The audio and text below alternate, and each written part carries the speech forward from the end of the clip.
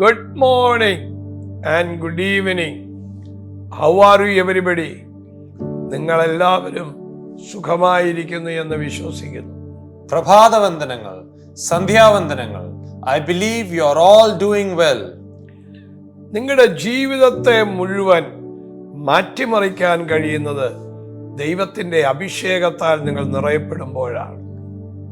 When you are filled with God's anointing, that's when your life will be totally transformed. ജീവിതത്തിൽ വ്യത്യാസം കൊണ്ടുവരുന്നത് പരിശുദ്ധാത്മാവിന്റെ ശക്തിയാണ്. The power of the Holy Spirit is what brings the difference in our life. Break the bondages through the anointing. അഭിഷേകത്തിലൂടെ ബന്ധനങ്ങൾ തകർക്കുക എന്ന് നാം മനസ്സിലാക്കണം. Understand that in our life we must break the bondages through the anointing of God. യെശയ്യാവ് 61:1 പഠിക്കുമ്പോൾ Isaiah 61 verse 1 says, എളിയവരോട് സദ്വർത്തമാനം ഘോഷിപ്പാൻ യഹോവ എന്നെ അഭിഷേകം ചെയ്തിരിക്കൊണ്ട് യഹോവയായ കർത്താവിന്റെ ആത്മാവ് എൻ്റെ മേൽ ഇരിക്കുന്നു.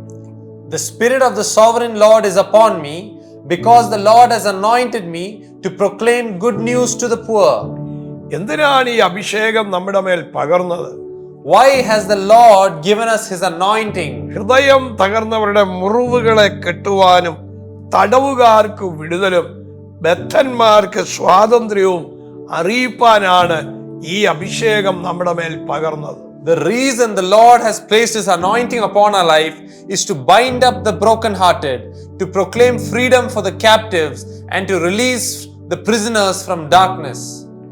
പിന്നെ ഇരുട്ട് മാറാൻ, ബന്ധിക്കപ്പെട്ട് കിടക്കുന്നവർ വിടുവിക്കപ്പെടാൻ ഈ ദൈവത്തിന്റെ അഭിഷേകം നമുക്ക് ആവശ്യമാണ്. For the darkness to be removed from people's lives, and for the brokenhearted to be comforted, and for the captives to receive freedom, we need the anointing of God. ദൈവം എത്ര നല്ല ദൈവമാണ്. God is a very good God. ഒരു വിലയും കൊടുക്കാതെ നമ്മുടെ ജീവിതത്തിൽ വിടുതൽ നൽകപ്പെടുന്നു. നമ്മൾ മുഖാന്തരം മറ്റുള്ളവരുടെ ജീവിതത്തിൽ വിടുതലുകൾ ലഭ്യമാകുന്നു. ഇതിനു വേണ്ടിയാണ് ഈ വലിയ അഭിഷേകം ദൈവം നമ്മുടെ മേൽ പകർന്നത്. The Lord is willing to give us the anointing free of cost in order to break the bondages in our life, and through us to break the bondages in other people's lives.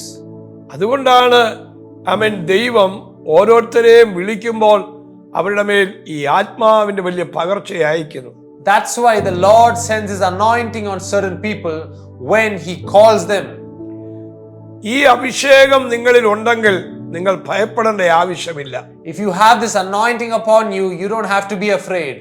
ഇതൊരു ദാസ്യത്തിന്റെ ആത്മാവല്ല, ഇത് അബ്ബാ പിതാവേ എന്ന് വിളിക്കുന്ന പുത്രത്വത്തിന്റെ ആ വിടുതലിന്റെ ആ ജയത്തിന്റെ ആത്മാവിനെയാണ് നമുക്ക് തന്നിരിക്കുന്നത്. The spirit that has been given to us is not a spirit of bondage and slavery. It is a spirit of sonship that cries out, Abba, Father. And this spirit brings freedom and victory in our lives. ഈ June, ഈ July, ഈ മാസം നിങ്ങളുടെ ജീവിതത്തിൽ പല connections, പല വാതിലുകൾ ദൈവത്താൽ നിങ്ങൾക്ക് വേണ്ടി തുറക്കപ്പെടുന്നു. In these months, June and July, many connections and many doors are being opened in your life. ഇത് അഭിഷേകത്തിന്റെ ഒരു വലിയ കൈമാറ്റം നടക്കുന്ന സീസണാണ്. This is a season where a great transfer, an impartation of the anointing is taking place. നിങ്ങളുടെ ജീവിതത്തിൽ ജനനം, നിങ്ങളുടെ ജീവിതത്തിൽ ടേണിംഗ്, ഒക്കെ സംഭവിക്കുന്ന ഒരു മന്താണ് ഈ June month. This June month is a month where new births are going to take place and new turnings are going to take place in your life. ദൈവം നിങ്ങൾക്ക് വേണ്ടി അത്ഭുതങ്ങൾ ചെയ്യാൻ പോകും. The Lord is going to do miracles for you. ദൈവത്തിന്റെ കരം നിങ്ങൾക്ക് വേണ്ടി ചലിപ്പിക്കപ്പെടും. The hand of the Lord is going to move for you. യഹോവയുടെ കരം നിങ്ങൾക്ക് വേണ്ടി എഴുന്നേറ്റിരിക്കുന്നു. The hand of the Lord has risen up for you. Amen.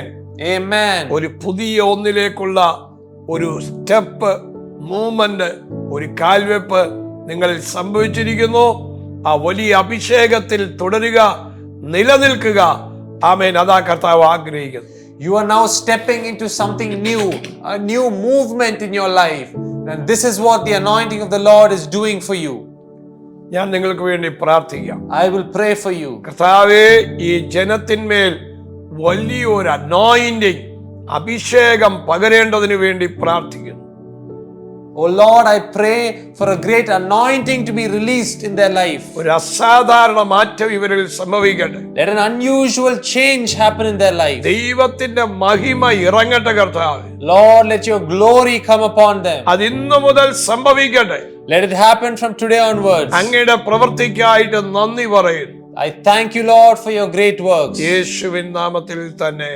In the name of Jesus. Amen. Amen. Hallelujah. Hallelujah. ഈ December മാസം 23, 24, 25 നമ്മുടെ മെലേക്ക് prayer സെന്ററിൽ വെച്ച് ഒരു കോൺഫറൻസ് നടക്കുന്നു. നിങ്ങൾ ഏവരും കടന്നു വരാൻ ഓർപ്പിക്കുന്നു. കർത്താവ് വരാൻ താമസിച്ചാൽ ആ മീറ്റിങ്ങിന് വേണ്ടി നിങ്ങളെല്ലാവരും പ്രാർത്ഥിക്കണം. നിങ്ങൾ പാർട്ടിസിപ്പേറ്റ് ചെയ്യണം. God bless you. ദൈവം എല്ലാവരെയും അനുഗ്രഹിക്കട്ടെ. On the coming December 23, 24 and 25, we have a Melek conference happening at our Melek Prayer Tower in Kerala.